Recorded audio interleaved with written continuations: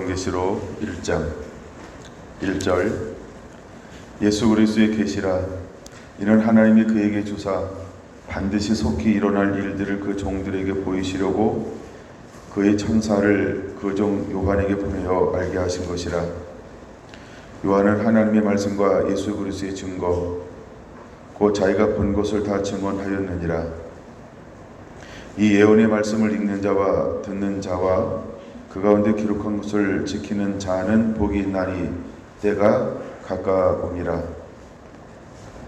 요한은 아시아에 있는 7 교회에게 편지하노니 이제도 계시고 전에도 계셨고 장차 오실 그와 그의 보좌 앞에 있는 7 영과 또 충성된 증인으로 죽은 자 가운데서 먼저 나시고 땅의 임금들과 머리가 되신 예수 그리스도로 말미암아 은혜와 평강이 너희에게 있기를 원하노라. 우리를 사랑하사 그의 피로 우리 죄에서 우리를 해방하시고 그의 아버지 하나님을 위하여 우리를 나라와 제장으로 삼으신 그에게 영광과 능력이 세세토록 있기를 원하노라. 아멘. 볼지어다 그가 구름을 타고 오시리라. 각 사람의 눈이 그를 보겠고 그를 찌른 자들도 볼 것이요 땅에 있는 모든 족속이 그로 말미암아 애곡하리니 그러하리라. 아멘. 아멘. 자, 오늘은 요한계시록 1장 1절에서 7절을 본문으로 삼겠습니다. 이기는 자가 되어야 한다. 세 번째 시간입니다. 이기는 자가 되어야 한다. 우리는 반드시 이기는 자가 되어야 합니다. 하나님께서 우리에게 요한계시록을 주는 이유 중에 하나가 뭐냐 하면 이기는 자가 되라 라고 하나님은 우리에게 권면하고 있다 라고 하는 것입니다. 하나님은 사도 요한에게 이것을 주면서 사도 요한에게 하나님은 특별한 사명을 하나 맡깁니다. 그 사명이 무엇이냐 하면 너는 나를 위한 증인이 될 수 있겠니? 너는 나를 위해서 증인되는 삶을 살아라 라고 하나님께서 사도 요한에게 정중하게 부탁을 하고 있는 것이죠. 그래서 사도 요한은 어떤 삶을 살게 되냐면 증인의 삶을 산다 라고 하는 것입니다. 그래서 그는 증인으로 살아가요. 환풍기 좀 꺼주시겠어요? 환풍기 꺼주시겠어요?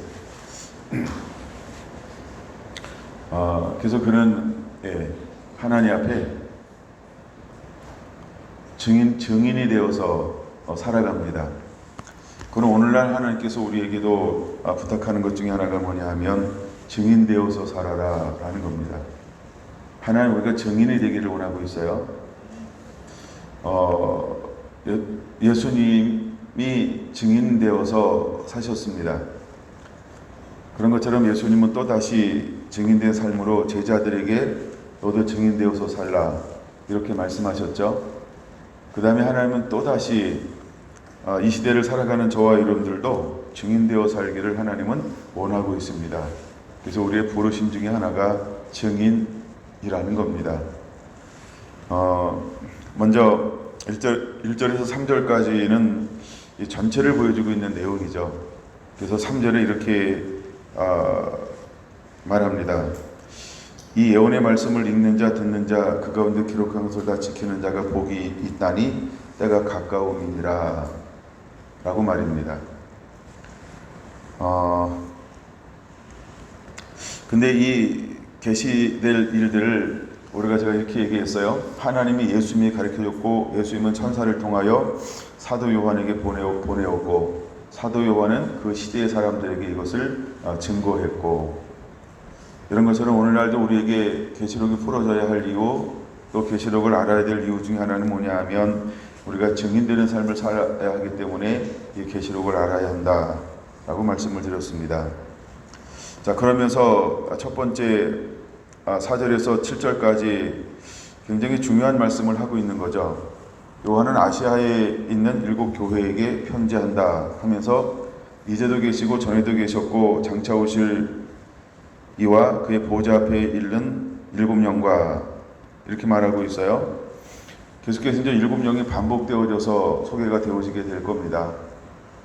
7 영은 바로 하나님이 보내신 영들이고 또 하나님의 비밀이기도 하고 또 하나님의 눈들이기도 하고 그래서 하나님이 7 영을 통해서 모든 것들을 우리에게 보시고 또 하나님이 일하시는 그런 모습들이 계속해서 반복해서 우리에게 말씀을 해주고 있죠.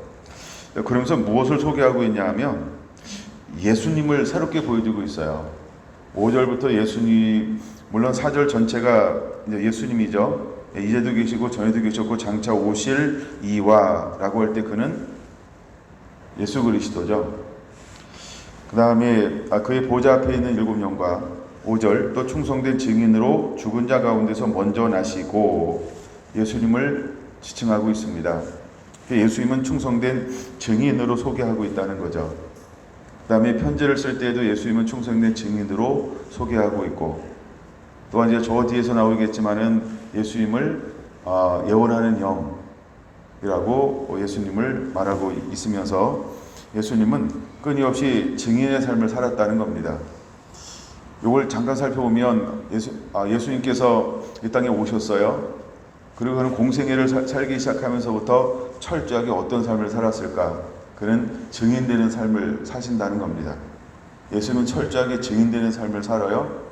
그것 중에 하나가 요한복음 5장 이제 19절, 30절, 그 다음에 8장 28절, 29절에서 이런 단어가 나오죠. 예수님은 스스로 아무것도 하지 않았다는 겁니다. 그럼 예수님은 무엇을 했냐면 보고 듣고 하나님이 가르쳐준 것만 행했다라고 말씀을 하고 있다는 거죠. 그럼 증인의 첫 번째 조건이 뭐라고 말씀을 드렸죠? 보고 들은 것을 나누는 것이 증인이다. 이게 증인이에요. 증인은 보고 들은 것을 나누는 것이다. 이게 증인이에요. 근데 하나님은 저와 여러분들에게 또다시 무엇을 부탁하고 있냐 하면 충성된 증인으로 세셨던 예수님이 걸어갔던 그 길을 우리도 그대로 살아내기를 원하시고 있다라는 겁니다. 자, 그 다음에 이렇게 말을 해요. 죽은 자 가운데서 먼저 나시고, 그는 첫 열매가 되셨죠.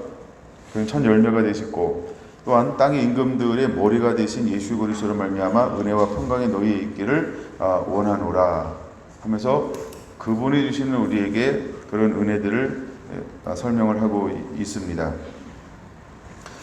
하나님은 우리가 철저하게 이제 증인되는 삶을 살기를 원하는데, 한번 증인되는 삶이라는 이 부분을 가지고 좀 더 말씀을 나눠보려고 합니다.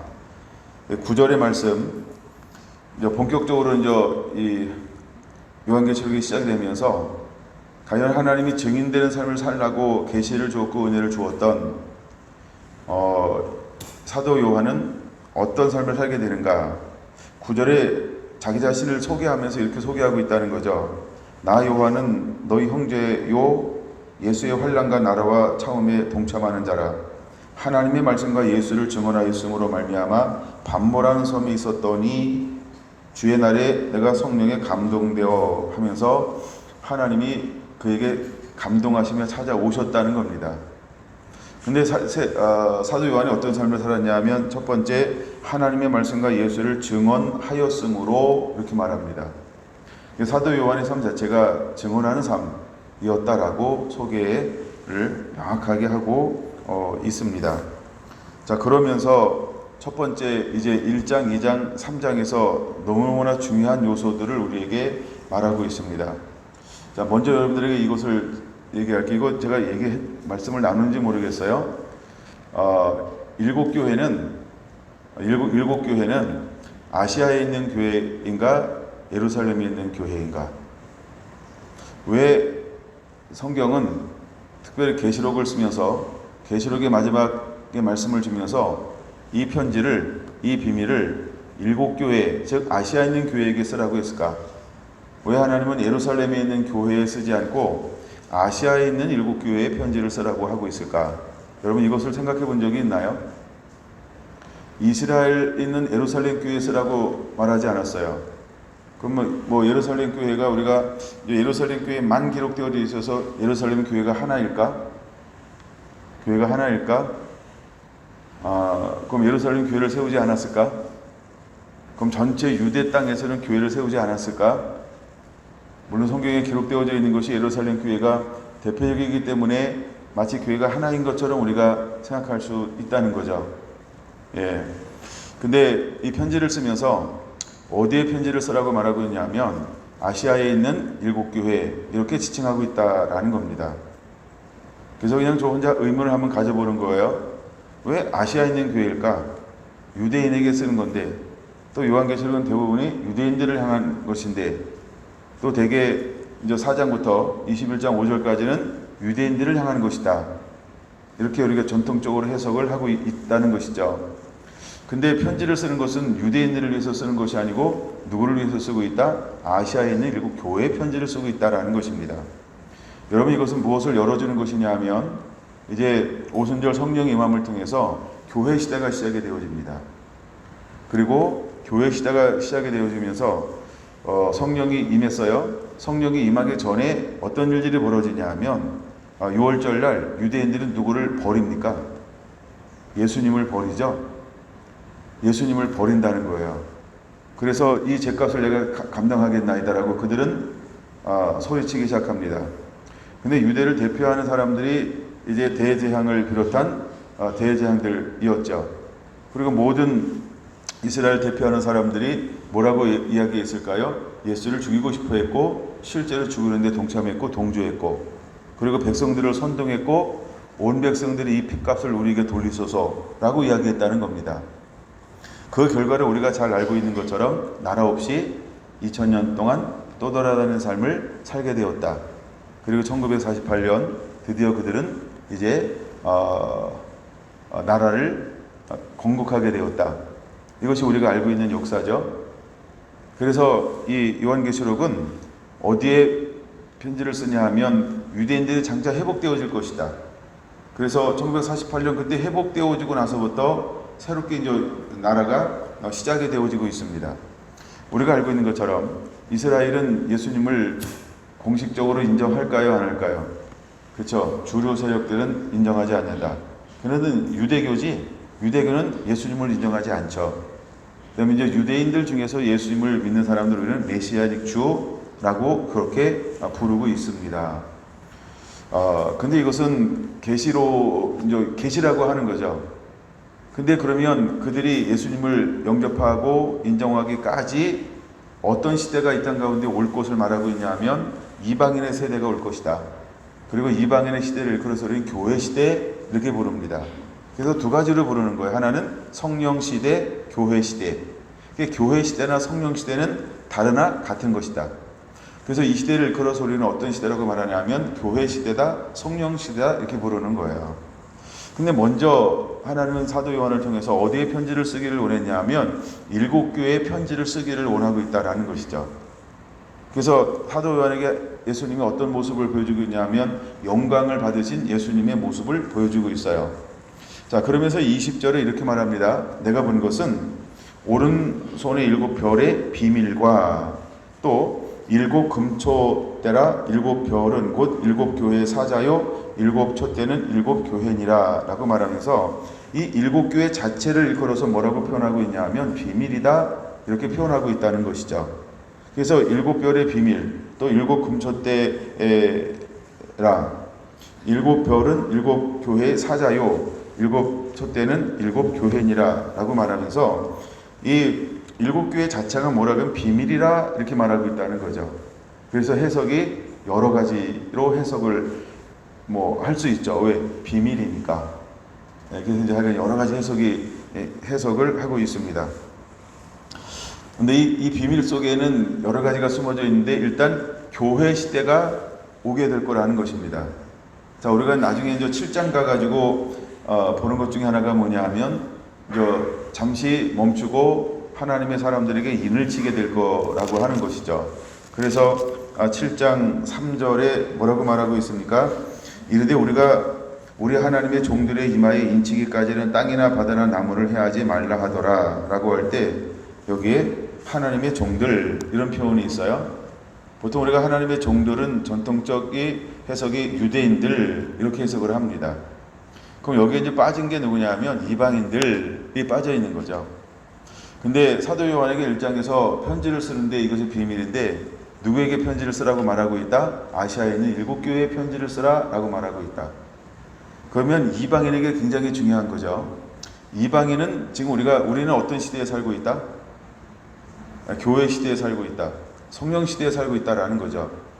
그래서 유대인들은 예수님이 멈춰 있는데, 근데 이방 세계는 끊임없이 무엇이 전파되고 나누어지고 있다? 예, 복음이 증거되고 있다는 거죠.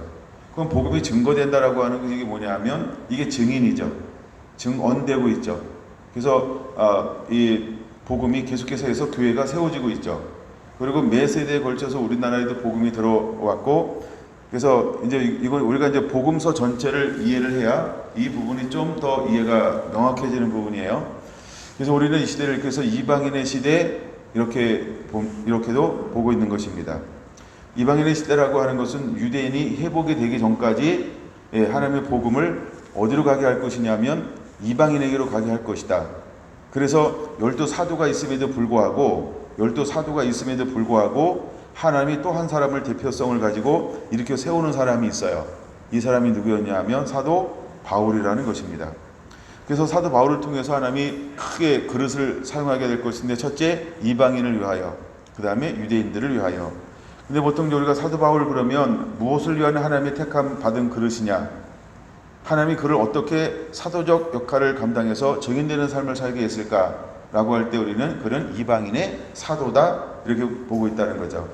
그리고 베드로전서에 말하고 있는 것처럼 이제 저 아시아에서 먼저 복음을 사도 바울이 1차 전도 여행을 했던 지금 저 터키 지역인데 7교회가 산재어져 있는 그 주변으로 하나님이 사도 바울을 먼저 파송했다라고 하는 거죠. 그 다음에 또다시 거기서 역순으로 해서 복음을 증거하기 시작할 때 하나님의 성령은 그를 어디로 가게 만드냐 하면 마게도냐로 가라라고 하면서 이제 지금에 말하는 유럽으로 넘어가게 만들기 시작을 합니다. 그러면 사도 바울을 빼내고 난 다음에 하나님이 그 지역에 누구를 파송할까요? 우리가 베드로전서 후서에서 보고 있는 것처럼 베드로전서 1장 1절 2절 보면 사도 바울이 사역했던 그 지역으로 누구를 보냅니까? 하나님이 베드로를 보내고 있다는 거예요. 그 당시 베드로는 어떤 베드로냐면 사도 베드로였다라고 하는 거죠. 그래서 그 지역에서 복음을 증거하면서 또 많은 하나님의 나라를 이루어가고 있는 그런 모습들을 볼 수 있어요. 근데 하여간 요한계시록의 편지를 어디다 쓰고 있냐 하면 아시아에 있는 7교회의 편지를 쓰고 있다는 거죠. 그래서 어쩌면 우리에게 이방인인 우리들에게 깊이 풀어줘야 될 것 중에 하나가 뭐냐 하면 그냥 2장과 3장은 우리가 굉장히 깊이 풀어줘야 하는 것이 있고, 또 그러면 하나님은 우리에게는 인을 언제 칠 것이냐, 우리는 이방인이기 때문에 굉장히 관심이 있을 수 있죠. 그래서 교회 시대에 우리는 반드시 성령과 불과 성령으로 우리는 거듭난 자가 되어야 합니다. 그리고 반드시 우리는 성령 세례를 받는 자가 되어야 합니다. 그럼 성령 세례라고 하는 것이 무엇인가라고 할 때 이것이 바로 하나님의 성령으로 인 치는 것이죠. 주의 종들의 이마에 인을 치는 것처럼 이제 이방인의 세대 가운데 하나님은 이방인의 충만한 숫자가 돌아오기까지라고 말하고 있죠. 그래서 이방인의 충만한 숫자가 돌아오기까지 주님은 오실 수 없어요. 왜? 이방인의 충만한 숫자가 돌아오면 그때 이제 무엇이 시작될 것이냐 하면 한 이래가 시작될 거라고 하는 것입니다. 그래서 유대인들이 돌아오고 회복하는 시즌을 하나님이 얼마나 줄 것이냐라고 할 때 7년이라는 시즌입니다. 이걸 우리는 한 일에 이렇게 표현하는 거예요. 그래서 다니엘서에 있는 69일에와 한 일에, 그게 70일의 비밀이 그렇게 이제 풀어지게 될 거라고 하는 거죠. 지금은 이방인의 세대다. 근데 한 일회가 시작되면 많은 환란도 일어나겠지만 그 전에 하나님은 이방인들 중에 어떤 일들을 행할 거냐면 하나님의 성령과 불로 인을 칠 거라는 거죠. 그래서 저는 이것을 이렇게 보는 거예요. 하나님께서 말씀과 성령으로 인을 칠 것이다. 말씀과 성령으로 인을 칠 것이다. 그래서 이제 이방인의 수많은 사람들을 하나님의 인을 칠 겁니다. 근데 그 중에서도 똑같이 계시록에서 일어나는 것처럼 7장에서 일어나는 것처럼 수많은 사람들이 순교를 당하게 될 것이죠. 그것이 우리가 인으로 따지면 5번째 인이 떨어졌을 때, 즉 5번째 인이 떨어진다라고 하는 것은 어떤 의미가 있냐면 이제 한 일회가 시작이 되어지고 있다라는 것입니다. 근데 그 한 일회가 시작이 되어지면서 많은 하나님의 종들이 순교를 하게 될 거라고 하는 거죠. 그래서 6장 9절에 보면 5번째 인을 떼실 때 내가 보니 하나님의 말씀과 그들이 가진 증거로 말미암아 죽음을 당한 영혼들의 제단 아래에 있어 이렇게 말합니다. 그러면 5번째 인을 떼는데 누가 순교를 하게 되냐 하면 증인들이 순교하게 된다는 거예요. 근데 증인들은 무엇을 가졌어요? 사도 요한처럼 두 가지를 가진 거죠. 하나님의 말씀과 예수 그리스도의 증거. 그럼 이것 때문에 순교를 당한다, 죽임을 당한다라고 하는 것이, 이것을 어떻게 하는 거예요? 강력하게, 거침없이, 담대하게 아버지가 원하시는 그곳에 가서 이 복음을 외치고 또 외쳐 수많은 영혼들을 예수님께로 추수하여 내고 있다는 겁니다. 근데 그때 다른 적그리스도의 세력들이 일어나고 고린형들이 일어나서 참되고 진실한 하나님의 증인들을 어떻게 할 것이다? 그쵸? 그들을 억압하며 핍박하며 박해해서 수많은 하나님의 증인들이 순교하게 될 것이다. 이걸 우리에게 보여주고 있다라고 하는 것입니다. 그래서 먼저 우리가 주님 오시기 전에 여러분, 우리는 무엇으로 무장한 자가 되어야 할까? 우리는 사도 요한처럼 증인으로 무장한 자들이 되어야 합니다. 여러분, 이렇게 봐야 됩니다. 지금 이방인들에게는 성경이 닫힌 시대에 살고 있나요? 열린 시대에 살고 있나요? 열려지는 시대에 살고 있어요. 수많은 부흥들이 이스라엘 가운데서 일어나는 것이 아니고 이방인 세계에서 수많은 부흥의 역사들이 끊임없이 일어나고 있습니다. 왜 그런 일들이 일어날까요? 여러분, 이방인의 충만한 숫자가 하나님의 말씀과 성령으로 충만하여서 이제 증인되는 삶을 살고 수많은 영혼이 하나님께로 돌아오는 시대에 우리가 살고 있기 때문이에요. 그래서 우리는 하나님의 말씀과 성령으로 반드시 거듭나고 이 충만하여 이 복음을 전하는 증인의 삶으로 살고 있어야 되고 살아내고 있어야 합니다. 그래서 하나님이 우리에게 원하는 게 있어요. 너는 증인되는 삶을 살아야 한다라고 말입니다. 여러분, 우리가 충분히 이 준비가 되어져 있어야 할 것입니다. 저는 11장 7절을 보면서 11장 7절을 보면서 11장 자체가 무엇을 말하고 있냐면, 이것은 이제 유대인들을 추수하기 위하여 하나님은 누구를 세울 것이냐 하면 두 증인을 세우게 될 것이다 라는 것입니다. 그래서 우리가 이제 스가랴서 선지자에게 보였던 예언, 그 다음에 사도 요한에게 보였던 그 예언을 통해서 이 11장이 많이 풀어지고 있죠. 근데 이 두 증인이 첫째 누구를 대상으로 사역하게 될 것이냐 라고 할 때 어떻게 사역하게 될까요? 자, 3절을 보면 이렇게 말하죠. 일단 1절 2절을 배경으로 해서 3절, 내가 나의 두 증인에게 권세를 주느니 그들이 굵은 베옷을 입고 1260일 동안 60일을 예언하리라. 그들은 이 땅에 주 앞에 서 있는 두 감람나무와 두 촛대니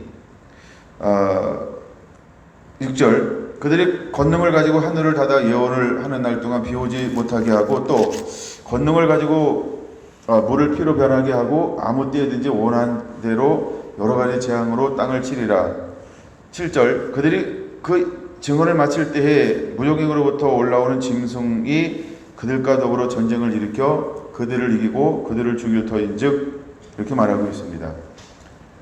그럼 그들이 언제까지 증인된 삶을 살게 될 것이냐 하면 3년 6개월이라고 하는 일정 기간이 딱 정해져 있죠. 그러니까 점 3년 반을 이야기하는 거예요. 그 일정 기간 동안 그들은 어떤 삶을 살게 될 것이다? 증인되는 삶을 살게 될 것이다.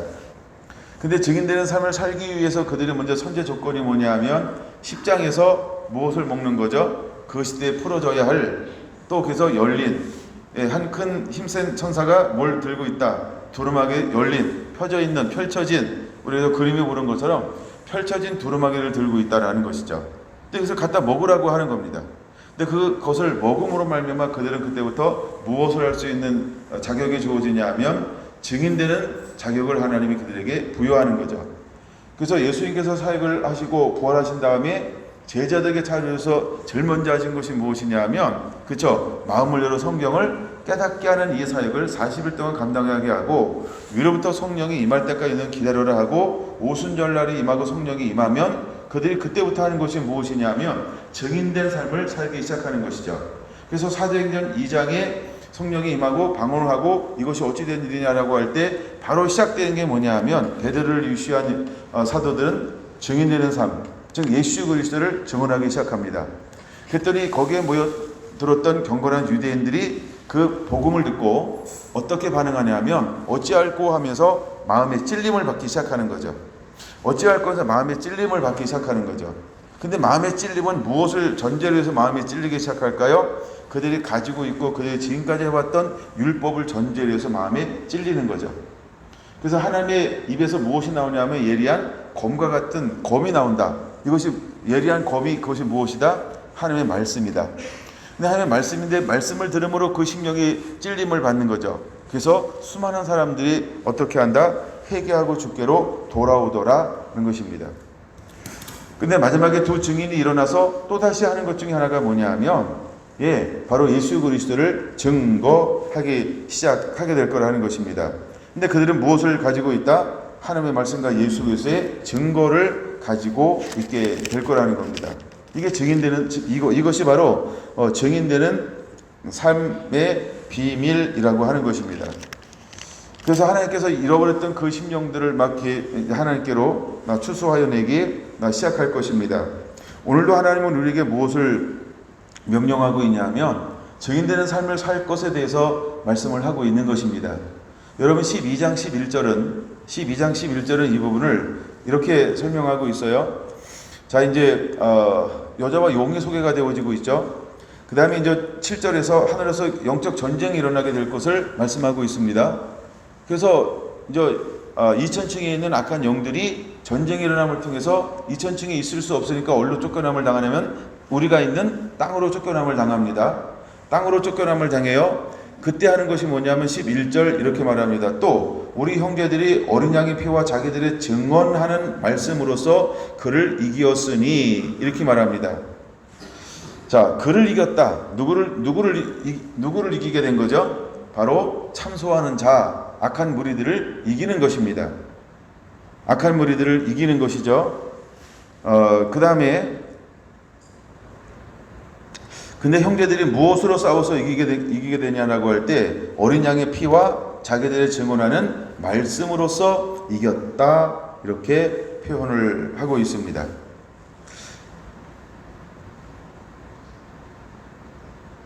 이것이 바로 이기는 이 방법이죠. 바로 이것이 이기는 방법이에요. 하나님은 우리 보고 이것을 증언하는 삶을 살기를 원하는 것입니다. 그 다음에 17절 보겠습니다. 12장 17절 용이 여자에게 분노하여 돌아가서 그 여자의 남은 자손이 이제 앞으로 마지막 때에 또다시 영적 전쟁을 해서 싸워서 이겨내야 할 사람들입니다. 근데 남은 자손이 무엇으로 그들과 싸우게 될까요? 무엇으로 싸우게 될까? 똑같은 걸 가지고 싸우게 되죠. 곧 하나님의 계명을 지키며 예수의 증거를 가진 자들과 이렇게 표현하고 있어요. 그러면 하나님의 계명과 예수의 증거 이것이 무엇일까요? 증인입니다. 이건 증인들을 말하는 거죠. 이건 증인을 말하는 거예요. 사도 요한에게 하나님께서 전부 보고 듣게 한 것이 무엇이다?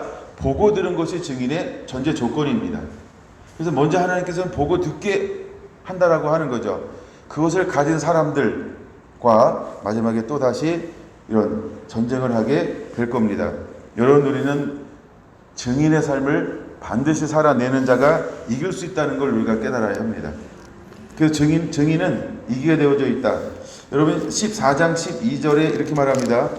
14장 12절 이게 이제 이기는 삶의 또 하나의 굉장히 중심된 것 중에 하나인데 성도들의 인내가 여기 있나니 그들은 하나님의 계명과 예수에 대한 믿음을 지키는 자니라 이렇게 말하고 있습니다. 이기는 자가 그들은 어떤 것을 가지고 있을까요? 그는 증인이라는 것입니다. 이기는 자인데 그는 증인이라는 것입니다. 즉 증인은 뭐하는 자다? 이기는 자라고 하는 겁니다. 그래서 우리가 이기는 자 이퀄 증인, 증인 이퀄 이기는 자. 그래서 요한계시록은 우리에게서 딱 하나를 보여주고 있어요. 바로 이기는 자는 증인이다. 증인은 이기는 자다. 여러분 사도행전을 보세요. 예수님께서 12사도에게 말씀을 풀어 성령을 부어줬어요. 그리고 그들에게 뭐라고 말합니까? 사도행전 1장 8절 이로부터 성령의 권능이 내게 임하시면 내가 권능을 받고 땅까지는 내 증인이 되라. 근데 성령이 받았던 12 제자는 어떤 삶을 살아냅니까? 그쵸? 마지막까지 이기는 자의 삶을 살죠. 12제자 중에 한 명도 실패한 제자가 없습니다. 성령을 받은, 가론의 자는 성령을 받기 전에 이미 실패한 거고, 그쵸? 오순절에 성령이 임한 이후에 그 사도들은 실패한 사도가 아무도 없다. 즉 우리가 증인으로 산다라고 하는 것은 증인 이퀄 이기는 자라는 거예요. 하나님께서 오늘날 우리에게 이 계시록을 열어서 우리가 증인되는 삶을 살 때 우리에게 하나님은 무엇이 되기를 하나님은 응원하고 있을까요? 증인은 이기는 자라는 거예요. 이기는 자는 증인이라는 거예요. 그래서 여러분들이 그렇게 이제는 명확하게 깨닫고 있어야 돼요. 그래서 증인이란 두 가지를 가지고 있는 거죠. 무엇과 무엇? 하나님의 말씀과 예수 그리스도의 증거를 가지고 있는 거라는 거예요. 우리 안에 어떤 일들이 일어나야 할까요? 하나님의 말씀으로 인침이 일어나야 합니다. 그래서 말씀이 풀어져야 하는 거예요. 무엇으로? 영에서 영으로. 그래서 반드시 라우디가 교회를 향하여 말씀하시는 것처럼 듣고 보고 깨닫는 자가 되어야 한다는 것입니다.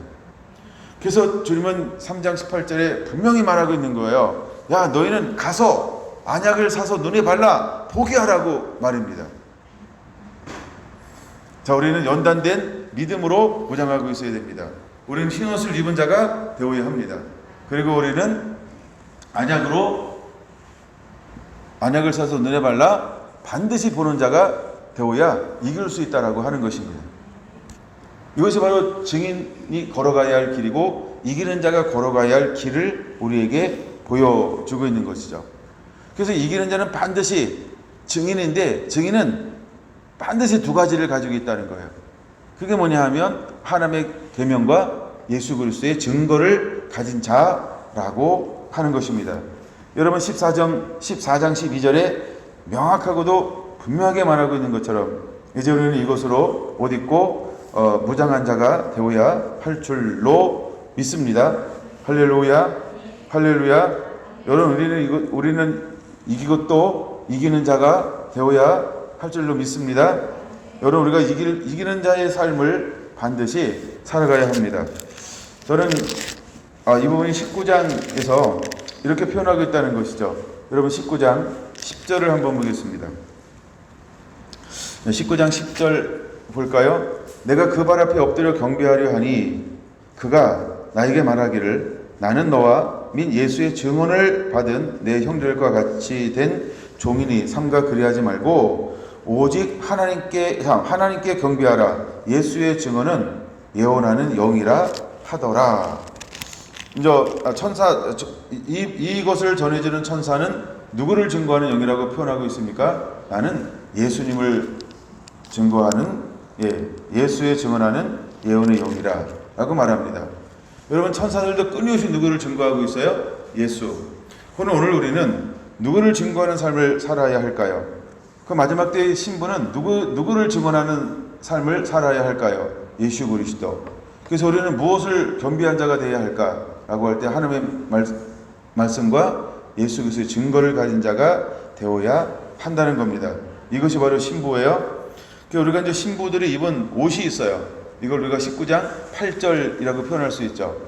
19장 8절은 신부들의 옷인데 우리가 무엇으로 준비해야 할까? 8절 같이 한번 읽어볼까요? 그에게는 빛나고 깨끗한 세마포 옷을 입도록 허락받았으니 이렇게 말합니다. 그러면 빛나고 깨끗한 세마포 옷을 입도록 허락받은 자는 누구일까? 증인이라는 것입니다. 신부는 뭐하는 사람일까요? 증인이라는 것입니다. 증인은 이기는 자입니다. 증인은 이기는 자입니다. 신부는 증인이라는 것입니다. 이 땅에서 신부가 어떤 삶을 살아내야 할까? 그는 증인으로의 삶을 사는 자가 신부라고 하는 겁니다. 그는 어떤 옷을 입고 있다? 빛나고 깨끗한 세마포 옷을 입도록 허락받은 자가 증인이라는 것입니다. 그래서 증인은 누구를 닮는 거예요? 예수 그리스도. 누구의 길을 걸어가는 거예요? 예수 그리스도. 그래서 예수님께서 걸어가신 길을 걸어가는 것이 신부다라고 하는 것을 우리에게 보여주죠. 이 세마포 옷은 성도들의 옳은 행실이로다라고 표현합니다. 옳은 행실이라고 하는 것을 우리가 두 가지를 가지고 있는 거죠. 그는 하나님의 나라, 하나님의 의를 이루는 삶을 살아내고 있다. 그는 하나님의 나라와 의를 이루는 삶을 살아내고 있다. 이것이 바로 신부다라고 하는 것입니다. 여러분 20장 4절을 한번 보겠습니다. 20장 4절은 이렇게 표현하고 있어요. 또 내가 보좌들을 보니 거기 앉은 자들이 있어 심판하는 권세를 받았더라. 또 내가 보니 예수를 증언함과 하나님의 말씀 때문에 목배임을 당한 자들의 영혼들과 또 짐승과 그의 우상에게 경배하지 아니하고 그들의 이마와 손에 그의 표를 받지 아니한 자들이 살아서 그리스도와 더불어 천년 동안 왕노릇하니 누구를 말하는 걸까요? 증인을 말하는 겁니다. 자, 제가 19장에서 증인을 뭐라고 표현하고 있었어요? 신부요. 그럼 이 시대에 증인으로 살아가는 사람들은 어떤 사람일까요? 주님의 신부라는 겁니다. 그럼 이제 신부의 삶은 어떤 삶이냐? 이기는 자의 삶이라고 하는 겁니다. 여러분, 신부는 이기는 자의 삶을 사는 것입니다. 단순히 초점이 이기는 데 있지 않고 더 증인은 그쵸? 한 나라를 번성시키는 자죠. 근데 다시 20장 4절에 돌아와서 그들이 왜 목배임을 당했을까라고 할 때 무엇 때문에 목배임, 무엇 때문에 순교를 당했을까요? 또 내가 보니 첫째 예수의 증언과 둘째 하나님의 말씀 때문에 목배임을 당한 영혼들이라는 거예요. 그럼 그들은 무엇을 가지고 있어요? 그들은 무엇으로 무장하고 있어요? 복음이요. 근데 우리가 이제 복음을 두 가지로 보는 거죠. 제가 이 용어를 지금 증인이라는 단어로 설명하고 있는 겁니다. 그럼 증인은 두 가지를 가지고 있다. 뭘 가지고 있다고요? 첫째 하나님의 계명과 말씀, 두 번째 예수 그리스도의 증언. 두 가지를 가지고 있다는 겁니다. 이것 때문에 그들은 무엇을 당했다? 목배임을 당했다라고 하는 거예요. 왜 이것 때문에 목배임을 당했을까? 이것을 전하니까요. 이것을 증인된 삶을 살고 있으니까요. 증인되는 삶을 사니까, 증인되는 삶을 살다가 그들은 목배임을 당했다는 겁니다. 근데 이들은 어떤 결과가 뭐예요? 이기는 자였다는 거예요. 그래서 20장 4절은 천년왕국의 6절에 보면 6절 마지막 천년 동안 그리스도와 더불어 왕노릇하리라. 이들이 뭐 하는 사람일까요? 그렇죠? 천년 동안 예수님과 더불어서 왕노릇할 사람들이라는 거예요. 근데 이들은 무엇을 위해서 살았을까요? 예수 그리스도의 증인으로 사는 것입니다.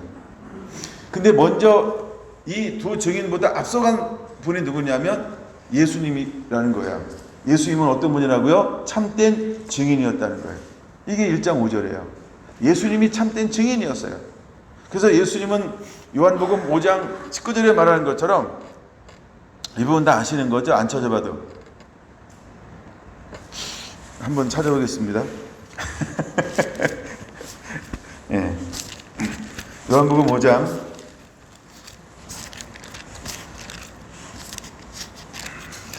19절 같이 읽습니다. 그러므로 예수께서 그들에게 이르시되 내가 진실로 진실로 너희에게 이르노니 아들이 아버지께서 하시는 일을 보지 않고는 아무것도 스스로 할 수 없나니 아버지께서 행하시는 그것을 아들도 그와 같이 행하느니라. 이게 증인이라는 거예요. 증인은 보고 들은 것을 행하는 거예요. 그래서 아버지께서 하시는 일을 보지 않고는 아무것도 스스로 할 수 없나니 이것이 예수님이 걸어가는 길이에요. 그래서 예수님은 참된 충성된 증인이라고 부르는 겁니다. 근데 이제 예수님을 따라가는 저와 여러분들도 아무것도 스스로 행하지 않는 것입니다. 나중에 여러분들이 요한계시록을 보면서 이런 단어에 한번 쭉 체크 한번 해보세요. 보니, 보고, 봄에, 그 다음에 듣고, 들으니, 들음에 이 단어예요. 결국 전체 하나님은 사도 요한에게 성령의 이끌림 받아서 딱 두 가지 하는 거예요. 뭐 하는 걸까요? 보고 듣고요. 그래서 마지막에 22장에서 8절 뭐라고 그런다고요? 보고 들은 자는 나 사도 요한이니. 이게 8절이에요. 22장 8절. 보고 들은 자는 누구라고요? 나 사도 요한이니. 이렇게 표현하는 거예요. 보고 들은 것은 무엇을 전제로 하는 것이다? 이것이 바로 증인의 증인이다 라는 것입니다. 그건 오늘 살아가는 저와 여러분들에게 하나님께서 이제 이 요한계시록을 통해서 무엇하라고 하는 걸까요? 그래서 22장 7절에 그렇게 말하는 거예요. 요한계시록을 말합니다. 22장 7절에 뭐라고 말한다고요? 내가 속히 오리니. 이 두루마리의 예언의 말씀을 지키는 자가 복이 있다는 거예요. 이 예언의 말씀을 지키는 자가 복이 있다는 거예요. 제가 이제 꼭 거다가 지키는 자 이렇게 하지 않고 지켜 행하는 자는 복이 있다. 이렇게 합니다. 여러분에게 이해가 빠르도록. 그래서 하나님 결국 이것이 누구의 삶이냐 하면 바로 증인의 삶이라는 겁니다.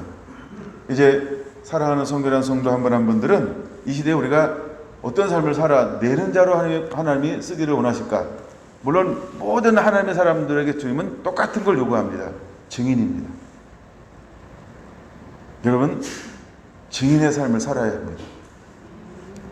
마귀는요, 가장 좋은 단어를 잘못된 이단 사설에 가지고 있는 그런 단체에 마치 귀속시키는 것처럼 너무나 수많은 걸 가지고 왔어요. 그래서 우리는 증인되는 삶을 산다 그러면 자꾸 이단을 생각할 수 있어요. 그리고 우리는 용어를 바꿔요. 그리고 그 단어를 잘 사용을 안 하려고 그래요. 왜 요한계시록을 사단이 못 보게 한다 그랬어요? 이건 전체 시간에 많이 나눴으니까. 이기는 법이 있으니까. 요한계시록에 이기는 법이 있으니까. 그래서 이것을 통해서 가장 사단이 미혹하는 거예요. 현혹하는 거예요. 그리고 눈을 멀게 하고 보지 못하게 만들고 위험하다고 말하고 잘못된 것을 계속해서 만들어냅니다. 마찬가지로 우리가 마땅히 살아가고 걸어가야 할 그 길을 사단은요, 야, 너 딴 데로 돌아가. 야, 이거 말고 딴 데로 가. 자꾸 그래가지고요, 마땅히 걸어가야 할 이 길에 자꾸 장애물을 놓고, 벽을 만들어 놓고, 웅덩이를 만들어 놓고, 이 길 가지 못하게, 이런 거 사용하지 못하게 그렇게 만들어요. 근데 여러분, 우리는 분명히 회복되어져야 하고 우리도 당당히 사용할 줄 알아야 합니다. 그렇죠? 우리도 당당히 사용해야 합니다. 하나님은 우리가 증인되기를 원하고 있는 거예요. 요한복음 5장씩 끌려봤으니까 3절도 봐야죠. 찾으면 세 가지를 세트처럼 봐야 돼요. 세트처럼. 30절도 동일하게 말합니다. 내가 아무것도 스스로 할 수 없노라. 듣는 대로 심판하노니 나는 나의 뜻대로 하려 하지 않고 나를 보내신 이의 뜻대로 하려 함으로 내 심판은 의로우니라. 바로 이것이 예수님의 길고 예수님의 삶이었고, 그래서 예수님을 뭐라고 부른다? 나는 참된 증인이요. 예수님이 실제로 참된 증인의 길을 걸어가신 분이라는 거예요. 그러므로 주님께서 오늘 우리에게 무엇을 요구하냐면, 너도 내가 걸어간 길을 그대로 걸어가기를 원한다. 근데 예수님이 어떻게 했다? 스스로 아무것도 하지 않았다는 거예요. 그럼 예수님이 어떤 길을 걸어갔다? 보고 들은 것만 행했다는 거예요. 보고 들은 것에 예수님의 첫 번째 사역 가운데 가장 중요한 게 어느 부분이라고 했어요? 그게 바로 요한복음 2장이었다는 거죠. 물이 떨어져 포도를 만드는 예수님의 어머니가 와서 그에게 요구할 때 예수님이 어머니를 향하여 뭐라고 말합니까? 여자여, 나와 무슨 상관이 있나이까? 내 때가 아직 이르지 아니하였나이다. 그는 이제는 성령을 받기 전에는 어머니 말에 100% 순종했어요. 누가복음 2장 52절. 받들어 섬기더라. 근데 성령을 받고 난 이후에 그는 어머니 말을 우선으로 들으면 안 되는 거예요. 이제 공생애라고 하는 건 뭘까요? 그는 이제 어머니의 말을 우선으로 듣는 게 아니고 누구의 말을 가장 우선순위에 놓아야 하는 걸까요? 하나님의 음성이요. 하나님의 말씀이요. 그렇죠? 그래서 그는 당당하게 요한복음 2장에서 이렇게 말하는 겁니다. 여자여, 나와 무슨 상관이 있나이까? 내 때가 아직 이르지 아니하였나이다. 내 때가 아직 이르지 않았다는 거예요. 그는 무엇을 기다리고 있는 걸까요? 어머니의 요구. 내가 어머니에게 지금까지 100% 순종하였지만 이제는 어머니의 말을 들어서 행동하는 자가 아니고 나는 이제는 나를 보내신 아버지의 말을 최우선으로 듣는 자가 되어야 된다. 그 다음에 물이 변하여 포도주가 되는 거 아니다. 어떤 이 가정에 뭐가 필요한데 포도주를 공급하는 거 나는 할 수 있다. 근데 나는 임의로 한 개도 하지 않는다. 이게 중요한 겁니다. 그럼 무엇에만 반응하는 존재가 되어야 할까요? 증인이 뭘까요? 하나님의 음성에만 반응하는 것입니다. 마지막 때 우리가 이 계시록을 계속해서 읽어나가고 계시록을 가지고 씨름할 때 우리 안에 이것이 철저하게 회복되어져야 할 줄로 믿습니다. 나중에 시간 되면 이런 부분을 나눌지 몰라요. 여러분, 오늘날은 사사시대와 같습니다. 사사시대의 특징이 뭘까요? 자기 소견이 옳은 대로 행동하는 거예요. 마지막 때의 징조가 뭘까요? 첫 번째가 뭐라고요? 자기를 사랑하며라고 하는 거예요. 그러니까 모든 걸 행할 때 누구 중심으로 움직이나요? 자기 중심으로 움직여요. 근데 하나님의 증인은 누구 중심으로 움직이는 사람이 하나님의 증인일까요? 하나님의 중심이요. 이걸 우리는 그냥 용어로 표현하자면 주재권이라는 거예요. 예수님이 내 삶의 주인이 하는 거예요. 이것이 우리 안에 회복이 되어야 하는 거예요. 이게 증인의 첫 번째라는 것입니다. 증인되는 삶을 사는데 자기 것도 하고 하나님 것도 하고 양쪽 걸 겸비해서 한다. 하나님 거 9개 하고 자기 거 2개를 슬쩍 껴놓는다. 그는 가짜입니다. 그는 하나님이 원하시는 진정한 차원의 증인은 아니라는 거예요. 우리가 하나님이 점점점 멀리 있을 때는 자기가 2개 껴놔도 아무 일도 일어나지 않습니다. 그러나 영광이 회복되면 회복될수록 내 것을 껴놓으면 어쩌면 즉사할지도 모릅니다. 울사처럼, 아나니아와 삽비라처럼 영광이 회복될 때는 용납하지 않는 거예요. 왜냐하면 그런 실패하면 안 되기 때문에는 거예요. 마지막 두 증인은 실패하지 않는 증인의 삶을 사는 자이어야 하기 때문에 그렇습니다. 그 다음에 특별히 점점 주님이 가까이 오는 이 시대에는 우리는 하나님이 원하시는 하나님의 계명과 예수 그리스도의 증거에 흠이 없는 자, 온전히 그분만을 증거하는 자가 되어야 하기 때문에 그런 것입니다. 그래서 그때는 실패할 수가 없는 증인이에요. 근데 예수님은 처음부터 마지막 그 어머니한테 누가복음 2장 52절이 중요합니다. 12살 때 성전에 올라갔다가 쭉 나와요. 여자여, 내가 내 아버지의 집에 있어야 되는 것을 당신은 모르십니까? 라고 쭉 이야기를 했어요. 근데 이거를 어머니가 이해하지 못하나요? 그는 깨닫지 못하더라. 이렇게 이야기합니다. 그리고 와서 하는 말이 뭐라고요? 예, 나사렛으로 돌아와서 부모를 받들어 섬기더란 거예요. 철저하게 순종하여 받들더라. 이렇게 말합니다. 그럼 그가 이제 12살부터 18년 동안 공생에 시작하는 그 기간 동안 어떤 삶을 살았어요? 어머니에게 한 번도 불순종하지 않았다. 이 의미가 거기에 포함되는 거예요. 그는 거역하는 삶을 살지 않아요. 그는 불순종하는 삶을 살지 않아요. 그는 자기를 위한 삶을 살지 않아요. 자기가 어머니가 시켰던 무엇을 하고 있다가 또다시 어머니가 예수야 이것 좀 도와줘라. 이거 그럼 하던 일 놓고 이것도 순종합니다. 이것도 시킨 것도 하는데 예수야 이것 좀 도와줘. 어머니 또 순종하는 거예요. 이게 무슨 의미라고요? 그는 어머니에게 대로 100% 순종했다. 그 자기가 하고 싶은 일을 하며 산 것이 아니고 어떤 삶을 살았다고요? 그는 어머니를 받들어 섬겼더라. 그는 어머니의 말씀에 최우선순위를 두고 사는 삶을 살았다라고 하는 거예요. 이게 사생애예요. 근데 이제 공생애가 시작이 됐어요. 공생애가 시작이 됐는데 누가 찾아왔다고요? 엄마가요. 그리고 엄마가 말하는 거예요. 예수야 여기 포도주가 떨어졌어. 그랬더니 하는 말이 뭐라고요? 여자요 그게 나와 무슨 상관이 있나이까? 내 때가 아직 이르지 아니하였나이다. 그럼 내 때가 이르지 않았다라고 하는 이 말이 굉장히 중요한 겁니다. 이제는 예수님은 그냥 아는 거예요. 내가 지금까지는 성령 받기 전까지는 어머니 말에 100% 순종하는 삶을 살아야 된다. 그것이 하나님의 뜻이었어요. 그리고 실제로 그 삶을 살았어요. 근데 이제 예수님은 어떤 예수가 된 거예요? 성령의 인도함 받는 예수요. 성령의 인도함 받는 예수요. 그래서 성령의 인도함 받는 예수는 누구의 말에 반응하는 자가 돼야 돼요.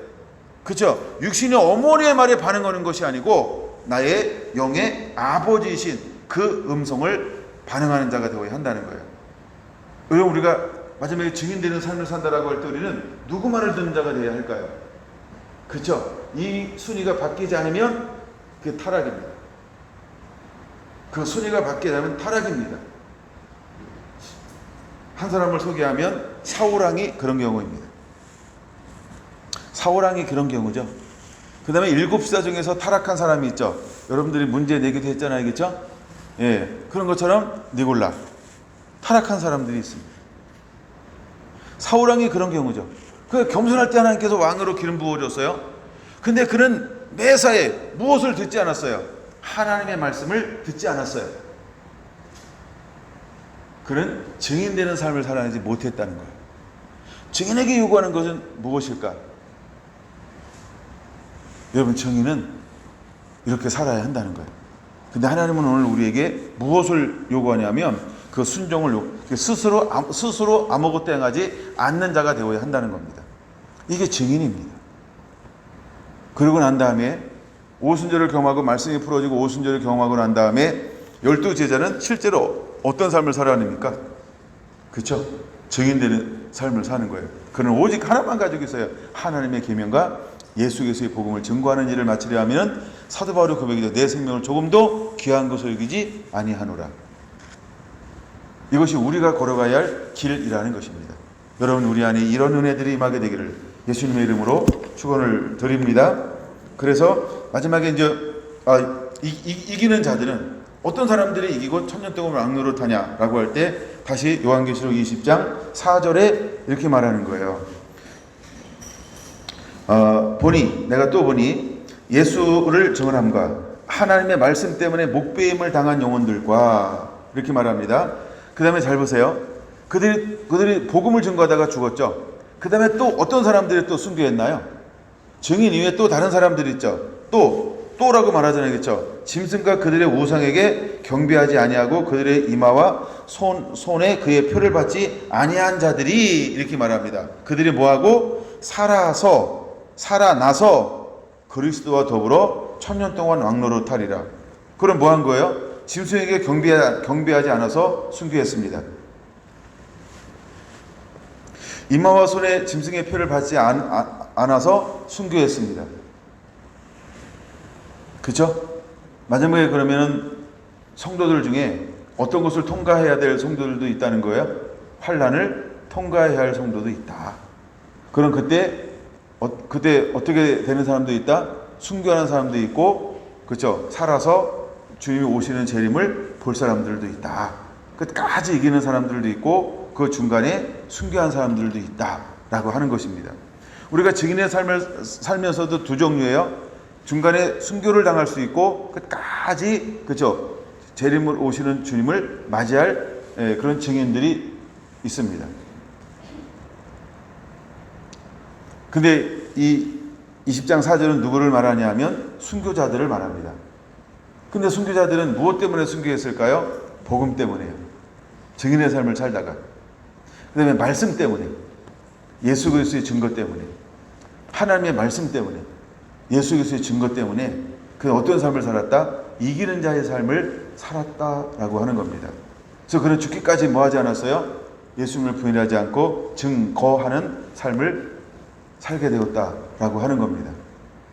하나님은 우리에게 무엇을 요구할까? 이기는 자가 되기를 원하는 겁니다. 이기는 자가 되기를 원하는 것입니다. 여러분, 증인은요, 이기게 되어져 있습니다. 제가 말씀드렸잖아요. 죽는 게 지는 게 아니고 죽는 게 이기는 것이다. 여러분, 복음을 위해서 기꺼이 하나님의 미랄 되기를 예수님의 이름으로 축원을 드립니다. 할렐루야. 네, 기도하겠습니다.